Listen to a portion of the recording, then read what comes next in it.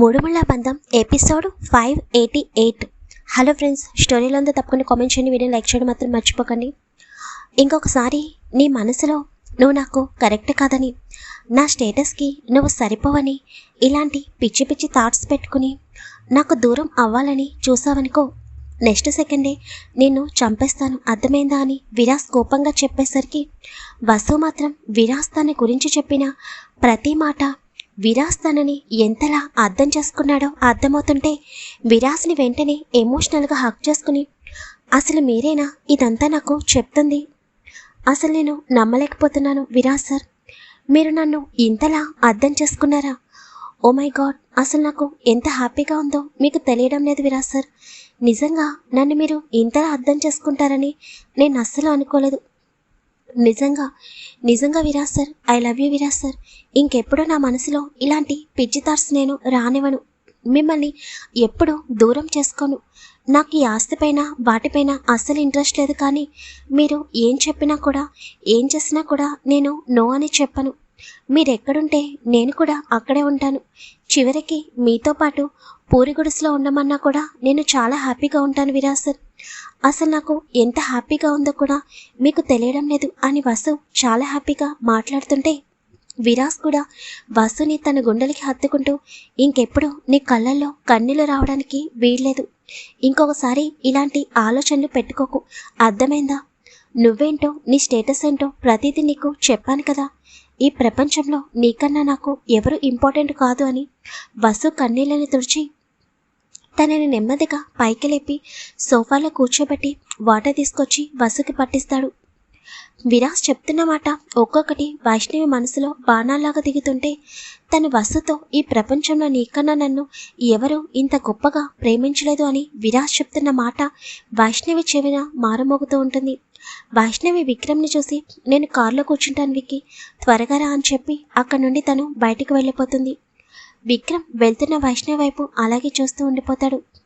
తర్వాత విరాస్ వైపు చూస్తూ, ఇంక మేము స్టార్ట్ అవుతాం అని అనుకని, ఒక్క నిమిషం విక్రమ్, నీతో కొంచెం మాట్లాడాలి అని చెప్పి వసు వైపు చూసి, వసు నువ్వు వెళ్ళి రెస్ట్ తీసుకోరా, ఎటువంటి ఆలోచనలు పెట్టుకోకు, నేను వస్తాను అని అనగానే వసు ఓకే అని చెప్పి అక్కడి నుండి రూమ్లోకి వెళ్ళిపోతుంది. వసు వెళ్ళిపోయిన తర్వాత విరాస్ విక్రమ్ వైపు చూస్తూ, కూర్చో విక్రమ్ అని అనగానే విక్రమ్ వెళ్ళి విరాస్ పక్కన కూర్చుంటాడు. నువ్విక్కడికి వైష్ణవి ఫోర్స్ వలన వచ్చావని నాకు అర్థమవుతుంది. అలాగే వైష్ణవి ఫేస్లో కనిపిస్తున్న ఎక్స్ప్రెషన్స్ కూడా నాకు ఎందుకో వేరేలాగా అనిపించాయి అని విరాస్ చెప్తుంటే, విక్రమ్కి విరాస్ వైష్ణవి గురించి మాట్లాడుతున్నాడని అర్థమవ్వగానే వెంటనే తన మొబైల్ తీసి రికార్డర్ ఆన్ చేస్తాడు. ఒకప్పుడు నీతో చెప్పాను విక్రమ్, ఈ లైఫ్లో నాకు ఇంపార్టెంట్ వైష్ణవి మాత్రమే అని. కానీ లైఫ్ అనేది చేంజ్ అవుతూ ఉంటుంది కదా. ఎప్పుడైతే వసు నాపై ప్రాణాలు పెట్టుకుందని తెలిసిన క్షణం నుండి తను నెమ్మదిగా తను కూడా నాకు ప్రాణంగా మారిపోయింది. ఎంతలా అంటే ఒక క్షణం కూడా నువ్వు వైష్ణవిని వదిలి ఎలా ఉండలేవో నేను కూడా వసుని వదిలి ఉండలేనంతగా. కానీ వైష్ణవి కొంచెం మొండిది, తన గురించి నాకు పూర్తిగా తెలుసు. ఒకప్పుడు నేను తనకి చాలా ఇంపార్టెన్స్ ఇచ్చేవాడిని. ఇప్పుడు సడన్గా తనకి కాకుండా వసుకి ఇంపార్టెన్స్ ఇస్తుంటే తను కొంచెం ఫీల్ అవుతుందని నాకు అర్థమవుతుంది. అది కూడా తప్పుగా కాదు. ఇన్ని రోజులు నేను తన గురించి ఎక్కువగా ఆలోచించేవాడిని కదా. ఇప్పుడు సడన్గా నేను వైష్ణుని పట్టించుకోకుండా వసు మీద ఎక్కువ కేరింగ్ చూపించేసరికి తను కొంచెం బాధపడుతుంది. కానీ నీకు తెలుసు, అభి ఎప్పుడెప్పుడు వసుని పెళ్లి చేసుకుందామా అని చూస్తున్నాడు. ఈ టైంలో నేను వసుని వదిలి రాలేను. నేను ఆ టెన్షన్లో ఉండడం వలన వైష్ణవికి కాంటాక్ట్లో ఉండలేకపోతున్నాను. కానీ నాకంటూ పర్సనల్ లైఫ్ ఉంటుంది కదా విక్రమ్. వైష్ణవి నాకు ఫ్రెండే, కాదనడం లేదు. తనకి ఎటువంటి ప్రాబ్లం వచ్చినా నేను వెంటనే ఆ ప్రాబ్లంని క్లియర్ చేయడానికి ముందుంటాను. తను ఎప్పుడు హ్యాపీగా ఉండాలని కోరుకునే వ్యక్తిలో నేను కూడా ముందుంటాను. కానీ అలాగని నా లైఫ్కి సంబంధించిన ప్రతిదీ నేను తనతో షేర్ చేసుకోలేను విక్రమ్. ఎందుకో నీకు తెలుసు, ప్రతిదీ తనకి చెప్పి తను ఎక్కువ టెన్షన్ పడేలాగా చేయడం నాకు ఇష్టం లేదు.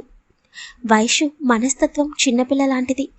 ఇంకా వసు అయితే తన గురించి చెప్పక్కర్లేదు, చాలా సెన్సిటివ్.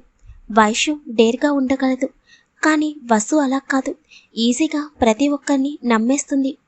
అదే పెద్ద ప్రాబ్లం. తను దూరం అయినా బాధపడినా నేను చూడలేను విక్రమ్. నువ్వు వైష్ణవిని ఎంతలా ప్రేమిస్తున్నావో నాకు తెలుసు. అందుకే నా బాధ నీకు అర్థమవుతుంది అని అనుకుంటున్నాను. వసు చిన్న విషయానికి ఎంతలా ఆలోచిస్తుందో నీకు తెలియదు. ఇందాక చూసావు కదా, వైష్ణవి మాట్లాడిన ఒక్క మాటలోనే తను నాకు కరెక్ట్ కాదని ఏవేవో మనసులోనే ఆలోచనలు పెట్టుకుని నాకు దూరం అవ్వాలని డెసిషన్ కూడా తీసుకునే పరిస్థితికి వచ్చేసింది. అందుకే నేను వైష్ణని తప్పు పట్టడం లేదు. అలాగని నాకు సంబంధించిన ప్రతిదీ వైష్ణతో షేర్ చేసుకోవడం కూడా కుదరదు విక్రమ్. ఎవరి లైఫ్ వాళ్ళది. ఒకరి లైఫ్లో ఉన్న ప్రాబ్లమ్స్ని ఇంకొకరికి చెప్పి వాళ్ళని బాధ పెట్టడం నాకు ఇష్టం లేదు. నేను ఇలా మాట్లాడుతున్నానని తప్పుగా అనుకోకు ప్లీజ్. నువ్వు అర్థం చేసుకుంటావని అనుకుంటున్నాను అని చెప్పగానే విక్రమ్ విరాజ్ చేతిని పట్టుకుని, నువ్వేం చెప్పావో అర్థమైంది విరాజ్. నిజంగానే వైష్ణవ్ చిన్నపిల్లల మనస్తత్వం. నువ్వు ఇప్పటి వరకు తనపై కేరింగ్ చూపించి ఒక్కసారిగా తనని పట్టించుకోకపోయేసరికి తన అలా కోపంలో ఏదో చేసింది. కానీ నువ్వు అభి వల్ల డిస్టర్బ్గా ఉన్నావని తనకి తెలీదు. ప్లీజ్ తనని అర్థం చేసుకో. నేను తనకి అర్థమయ్యేలాగా చెప్తాను. ఇంకా నేను వెళ్తాను అని అనగానే విరాజ్ ఓకే అని అంటాడు. ఇంకా విక్రమ్ అక్కడి నుండి బయటికి వెళ్ళిపోతాడు. విరాజ్ సోఫాలో వెనక్కి వాలి కళ్ళు మూసుకుని, ఒకప్పుడు నువ్వే ప్రపంచమని అనుకున్నాను వైషు. కానీ నీ చేతులారా నువ్వే దానిని తిరగరాసావు. అయినా కూడా నిన్ను మర్చిపోలేను అని అనుకున్నాను. నిన్నే లైఫ్ లాంగ్ ఆరాధిస్తూ ఉండిపోవాలని అనుకున్నాను. కానీ ఎప్పుడైతే నా మరదలు నా లైఫ్లోకి వచ్చిందో, ఎప్పుడైతే తను నన్ను ప్రాణంగా ప్రేమించడం మొదలుపెట్టిందో ఆ క్షణమే నీపై ఉన్న ప్రేమ అనేది తగ్గుతూ వచ్చింది. కానీ ఆ విషయం నాకు తెలియలేదు.